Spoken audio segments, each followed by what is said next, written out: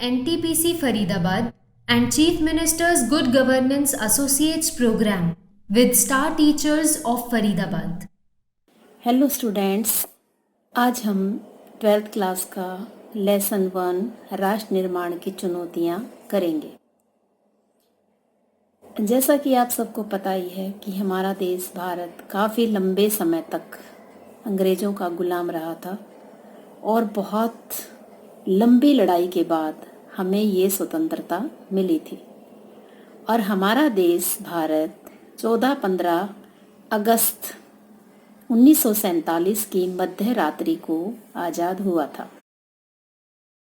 उस दिन हमारे प्रथम प्रधानमंत्री पंडित जवाहरलाल नेहरू ने देश के नाम एक संदेश दिया था, या कहें कि देश को उन्होंने अपना प्रथम जो भाषण दिया था, जो कि काफ़ी ज़्यादा फेमस हुआ था, उसे हम भाग्यवधू से चिर प्रतीक्षित भेंट या फिर ट्रिस्ट विद डेस्टिनी के नाम से जानते हैं।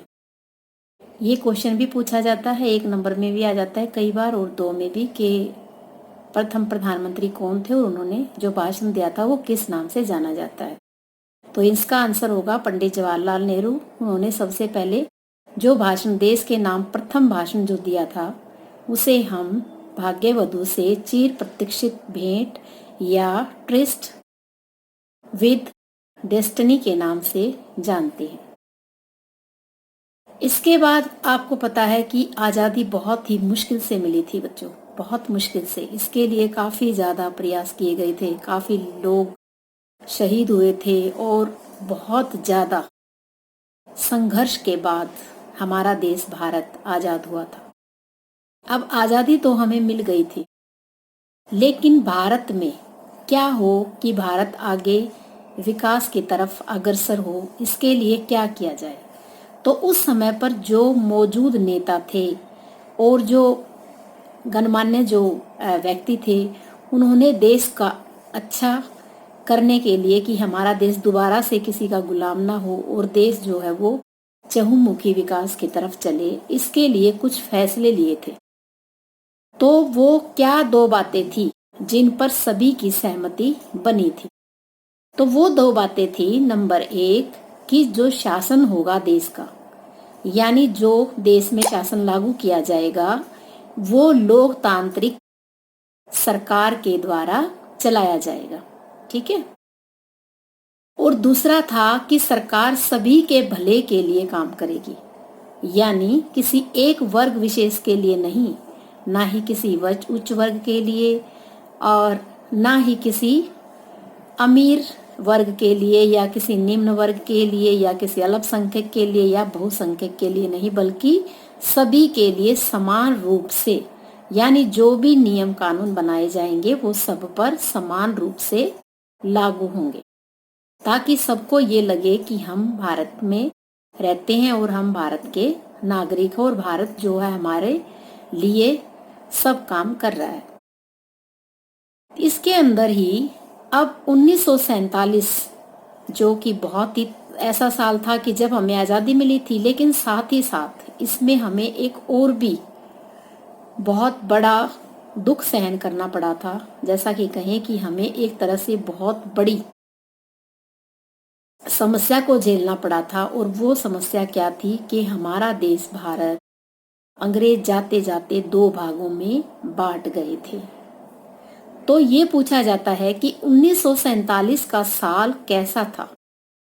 अब देखा जाए तो एक तरफ तो हमें आज़ादी मिली थी, इसलिए हम बहुत खुश थे क्योंकि हमारा देश एक लंबे अरसे के बाद आज़ाद हुआ था, लेकिन साथ ही एक बहुत ही दुखद भरा एहसास भी था, क्योंकि जिस देश में अब तक सभी बहुत ही प्रेम से, प्यार से, भाईचारे के साथ रहते थे, वही देश अब कुछ के लिए बेगाना हो गया था।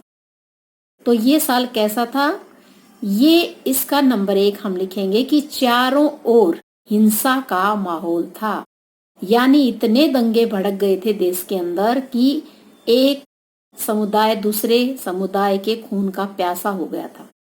चारों तरफ हिंसा ही हिंसा, दंगे फसाद, लड़ाई झगड़ा और चारों तरफ मारकाट जैसी स्थिति हो गई थी। दूसरा है विस्थापन की त्रासदी, क्योंकि विस्थापन क्या है कि लोगों को पता ही नहीं था कि वो पाकिस्तान में है या वो भारत में है, किस देश में रहेंगे। आज तक जो देश उनका अपना था, जिसे वो अपना देश मानते थे, उन्हें कुछ पता नहीं था कि कल कहीं वो पाकिस्तान में ना चले जाए।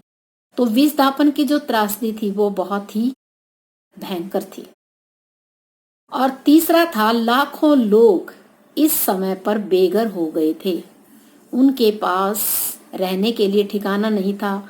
बेरोजगारी इतनी ज्यादा हो गई थी कि उनके लोगों के काम धंधे जो है वो सब छूट गए थे। ये सब क्यों हुआ? देश के दो भागों में बंटने की वजह से। क्योंकि देश दो भागों में बट गया था, इस वजह से लोगों के काम धंधे छूट गए। कुछ को अपना घर बार छोड़ना पड़ा, कुछ को अपना काम धंधा छोड़ना पड़ा, और उन्हें दूसरे देश में, जो मान लो पाकिस्तान में आ गए थे, जो मुस्लिम क्षेत्र थे ज्यादातर, वो पाकिस्तान में चले गए थे, तो उन्हें कुछ समय दिया गया, सिर्फ कुछ घंटे का समय। ऐसे में वो क्या साथ ले जा सकते थे? तो उन्हें अपने घर बार, अपना काम धंधा, कारोबार सब यहीं पर छोड़ करके जाना पड़ा।